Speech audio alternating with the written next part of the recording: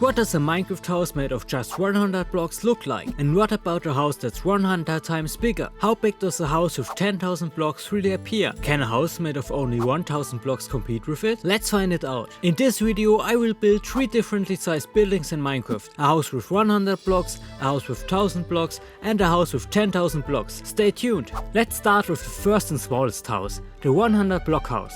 I've never really paid attention to how much 100 blocks really are. So I wasn't sure if I was starting too big or too small with the foundation. As you can see, the house is quite simply designed. I built a foundation out of stone bricks and barrels. The roof is made out of spruce wood and beautiful red mangrove wood. After the basic construction of the house was finished, I quickly realized that I used way more than 100 blocks. So I tried to shorten the building and dismantled the backside several times. 100 blocks are quite few for a house. As you can see, it's now standing on the grass. It has exactly 100 blocks. It's nice and small, but you can't live in it. The complete interior is missing. With a bed we would already be over 100 blocks.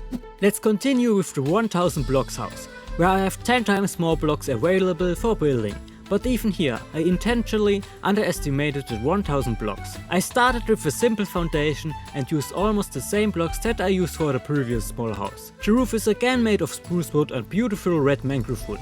The building is already much larger than the previous one, but still far below 1000 blocks. When I realized that I had to build much larger, I extended the house to the back side. Actually, I completely rebuilt the whole building. It looks completely different than before. After I finished with the rough outline of the building, I started adding more details to the walls. I offset the windows and placed trapdoors next to them as shutters. The building was still not big enough and still far from the 1000 blocks, so I enlarged the whole house again. The entrance area is now much larger and thus offers more space for beautiful details. I added a nice crooked chimney to the roof and placed a few logs as firewood on one side of the house to match. On the opposite side of the building, I built a plant up the wall. Placed a few more details like a workbench, gave the roof a more interesting shape and built even more beautiful flowers plants around the house. Next I worked on the entrance area. I built additional walls and added many decorations, like a small table, a workbench, a large flower pot with a plant and a carpet. In the main room I started building a simple fireplace and built cozy dining room next to it, with a table, chairs, a bookshelf and many other small decorations. On the other side I set up the bedroom. 2 simple red beds, chests for some storage space, bookshelves and a few more details adorn the room. Carpets and a few hanging plants from the ceiling are of course also a must. It makes the room much cozier. With all this I still haven't reached 1000 blocks, so I try to build a few things outside the building, like a small path leading to the house, a beautiful little tree next to the entrance and a fence around the house. And now the building has reached the 1000 blocks. It turned out very nice, much better than the previous house, but there were also 10 times fewer blocks. Both from the inside and the outside, the house looks really cozy. Let me know if you want a tutorial of the house. Let's continue with the biggest and final house, the 10,000 blocks house. Building the previous structure showed me that I definitely need to make the foundation much larger right from the start. After all, the house will consist of 10 times more blocks. So I started building a large staircase that will lead to the entrance later. A single staircase leading to the entrance is not enough for this house of this size, so I built 2 more staircases on the sides. To add some more color and avoid monotony, I tried to incorporate some deep slate into the foundation and replaced some of the stairs with spruce wood planks. After I was roughly done with the stairs, I expanded the foundation of the building sideways and decorated it a bit. I also revisited the staircase a bit and then started with the first wall of the house. I didn't want the house to look boring and have a simple flat wall. No, I wanted the wall to look impressive and have some depth. So I started with a covered terrace that I built from stone brick walls and various spruce wood planks. When I was roughly satisfied with that, I pulled up the wall and continued with the next floor, where I also built a small terrace. I then started with the roof, which I first roughly outlined to see how big the building should be.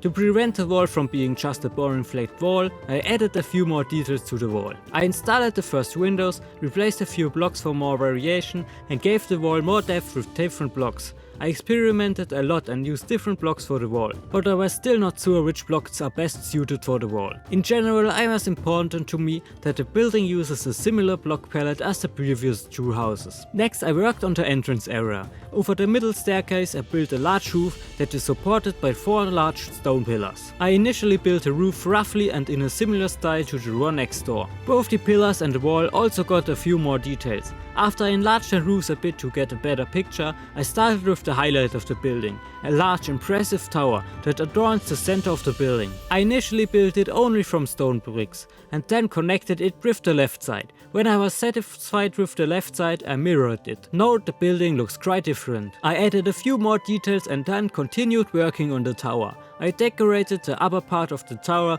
with various stone brick blocks and then pulled up and decorated the first walls on the top. I built them from barrels, various spruce wood blocks and oak wood planks. I also built many windows. From up there you have a nice view. I built a roof again from mangrove wood. It should be a large pointed roof like from a beautiful medieval castle.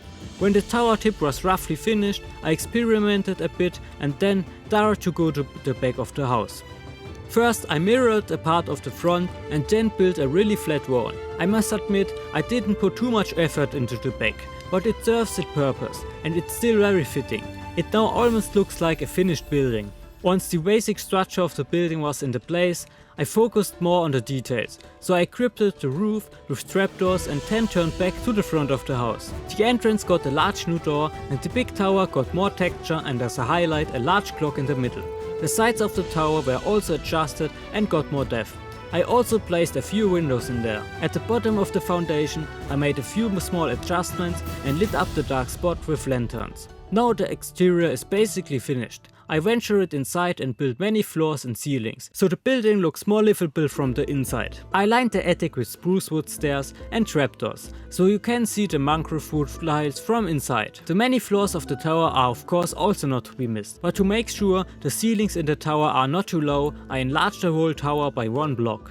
A new day has dawned, and as I wanted to continue working on the building, I noticed how boring it still looks in places. The house still lacks texture and color. I wanted to change that immediately, so I started to decorate the stone foundation with deep slate. It already looks much better, but not only the block palette, but some details also had to be adjusted and added. So I improved the staircase and gave the foundation more variation with new blocks. I also gave the staircase leading to the main entrance more color with different wood and additionally indicated a path leading to the house with coral blocks and mossy cobblestone. A few plants were also of course not to be missed. I also wanted to improve the roof over the entrance area, so I tried many different blocks for the wall, but in the end I stuck with the oak wood planks. Next I replaced the boring oak wood walls at the top of the tower with calcite, diorite and birchwood and added more details with a few trapdoors and buttons. The tower itself I improved with even more variations in the stone bricks, so it doesn't look too monotonous. It may not be the best method,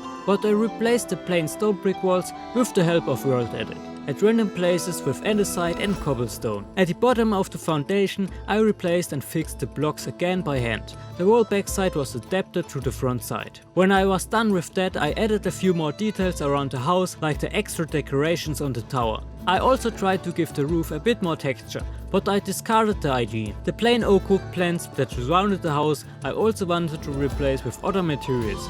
I tried many different blocks and block palettes, but at the end I stuck with a mix of oak wood planks and stripped oak wood. Next I made a few adjustments to the decorations on the walls. Especially I improved the railings of the terraces and gave the walls more color with a few nice plants. This makes the building look so much friendlier. Of course I can't just focus on the front of the house, so I also made a few small adjustments to the sides. The exterior of the building is finally finished, but the 10,000 blocks have not yet been reached, so now we are building the interior. Starting with the entrance area and the basement, which I planned as a large storage room with numerous chests. The walls were lined with chests, furnaces and other details. The floor got a nice big green carpet and the ceiling, lanterns and some leaves for a cozy look. Next is the enchanting room next to the storage room, as you know it, with many bookshelves, an enchanting table and many decorations like a carpet, candles, an armor stand and flowers. Next to this room I built a second storage room, which is very similar to the previous one, its structures and details.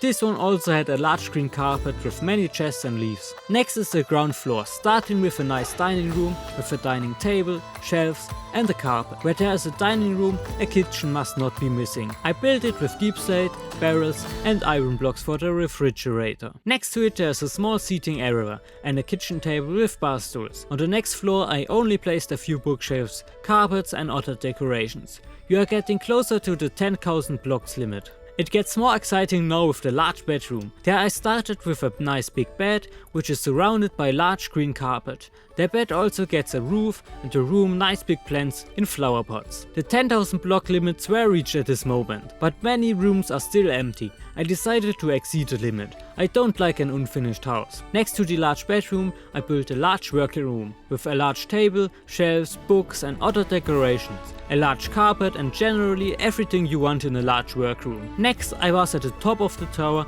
and furnished the room a bit.